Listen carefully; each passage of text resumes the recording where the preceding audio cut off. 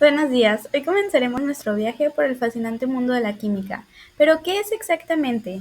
La química es la ciencia que estudia las propiedades y transformaciones de la materia, así como los cambios de energía que acompañan a estos procesos. En esencia, la química es el estudio de todo lo que nos rodea, pues todo lo que tiene masa y ocupa un espacio es materia. Entonces podemos decir que la materia se presenta principalmente en tres estados: el sólido, con un volumen y una forma definida; el líquido, con un volumen definido pero no su forma; y los gases, que no tienen forma ni volumen definido. Además, a la materia la podemos clasificar como sustancias puras o mezclas.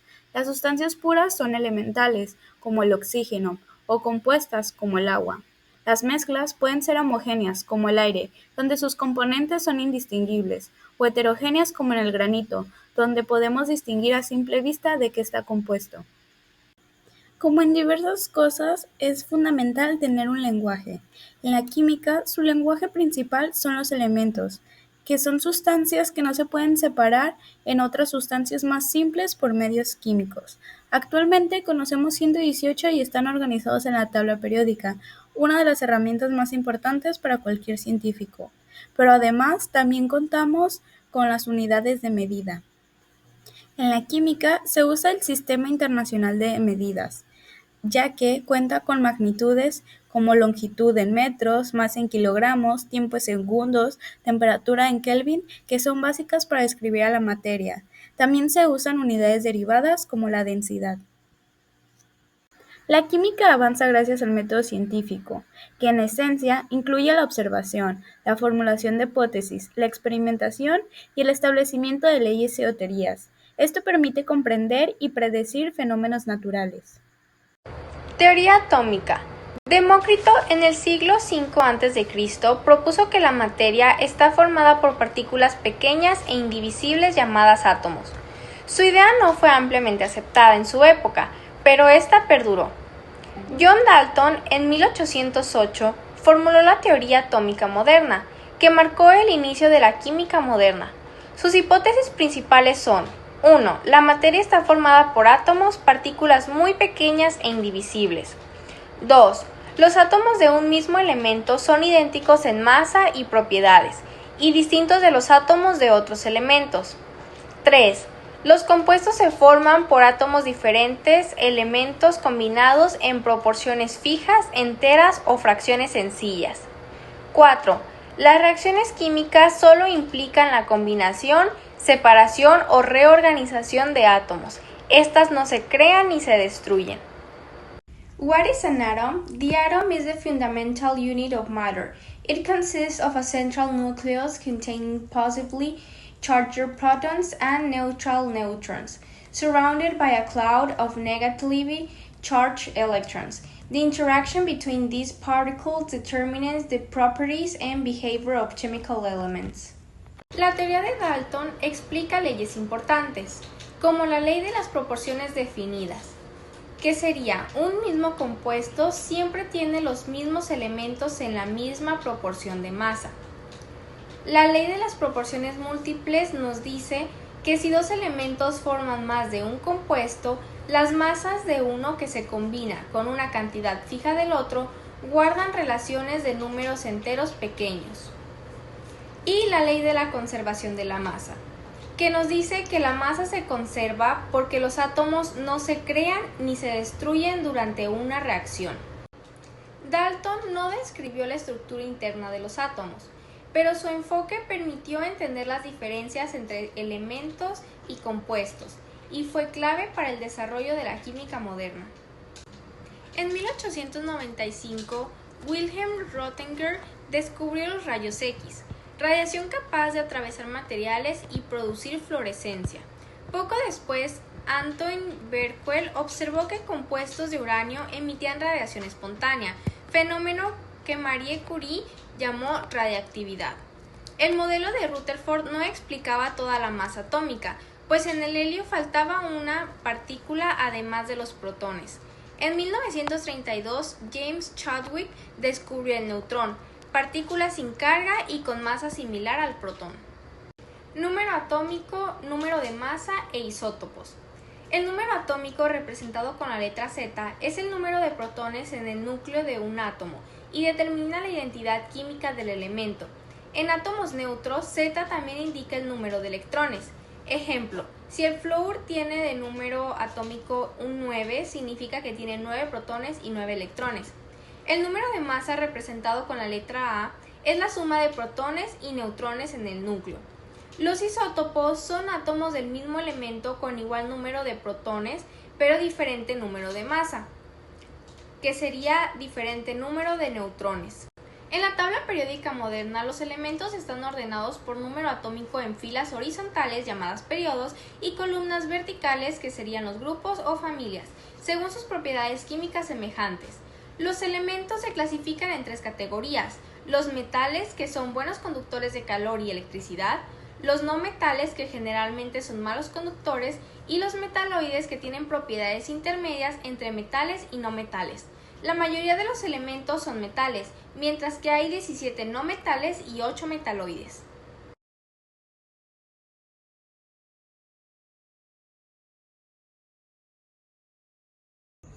La masa atómica sale de juntar todos los isótopos y sacarles un promedio de cada elemento de la tabla periódica. En este caso, pues sale el carbono, que es el promedio es 12.01, pero se redondea a 12.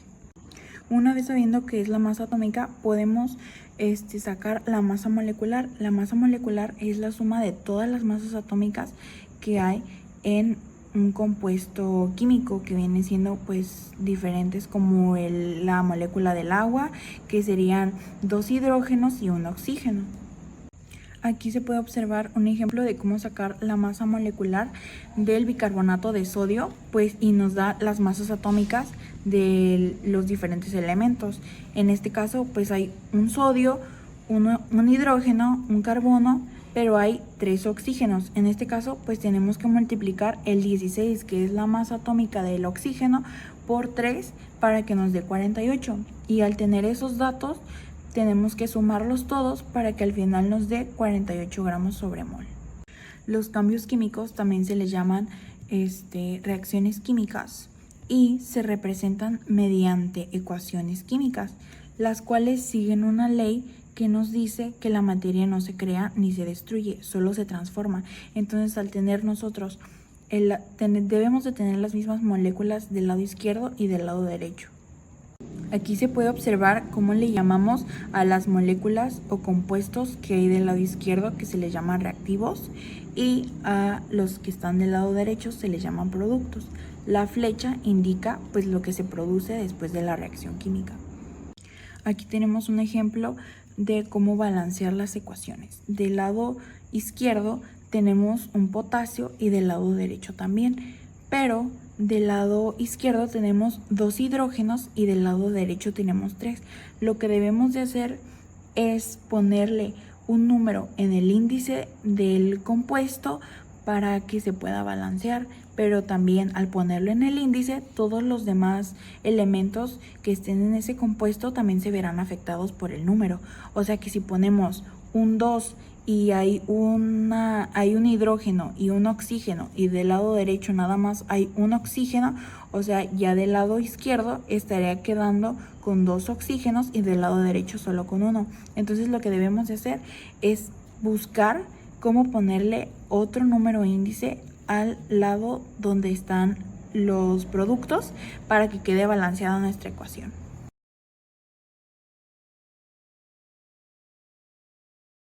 Cada vez que ocurre una reacción química, no solo cambia la materia, también se intercambia energía, y la termoquímica se encarga de entender este proceso.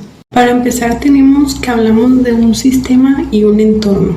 El sistema vendría siendo la reacción química y el entorno pues sería todo lo que nos rodea. En las reacciones pueden pasar 2 cosas.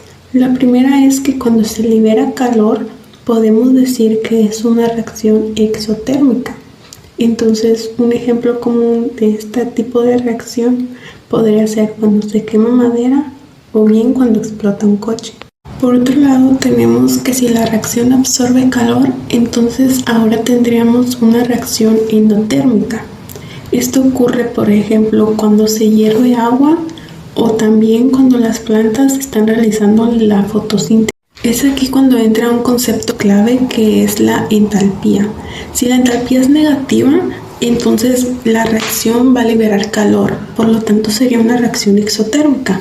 De lo contrario de que si es positiva, la entalpía va a absorber calor y entonces tendríamos una reacción endotérmica. La termoquímica no solo se queda en la teoría, tiene demasiadas aplicaciones. Por ejemplo, en la industria se utiliza para fabricar materiales, para el diseño de motores o para procesos más eficientes. En la vida cotidiana podemos ver comúnmente que está presente en las bolsas térmicas, las que liberan calor o frío. Y pues en la naturaleza, en la respiración celular, los seres vivos utilizan de la energía química para poder vivir. Teoría cuántica y la estructura electrónica de los átomos. Naturaleza ondulatoria de la luz y teoría de Planck. La luz se entiende hoy como una onda electromagnética que viaja en el vacío con velocidad constante. Sus dos propiedades principales son la longitud de onda y la frecuencia. Planck planteó que la energía no se intercambia de manera continua, sino en paquetes muy pequeños llamados cuantos. Él formuló la relación energía es igual a constante de Planck por frecuencia. Más tarde, Albert Einstein retomó esta idea para explicar el efecto fotoeléctrico. Bohr y de Broglie. Los átomos emiten o absorben radiación solo en ciertas longitudes de onda, formando espectros de líneas. Bohr explicó esto proponiendo que los electrones del átomo solo pueden ocupar niveles de energía específicos, y cuando un electrón cambia de nivel, la diferencia de energía se emite o se absorbe en forma de una cantidad de luz. De Broglie amplió la idea de la cuantización, proponiendo que no solo la luz, sino también los electrones y otras partículas presentan propiedades ondulatorias. Heisenberg y Schrödinger. Heisenberg demostró que es imposible conocer al mismo tiempo y con total precisión la posición y el momento lineal de una partícula. Esto implica que no podemos imaginar el electrón siguiendo una política definida, sino que únicamente podemos hablar de la probabilidad de localizarlo en una región. Schrödinger formuló una ecuación de onda que describe matemáticamente el comportamiento del electrón. Sus soluciones son funciones de onda, que al elevarse al cuadrado representan la probabilidad de localizar al electrón en un espacio dado.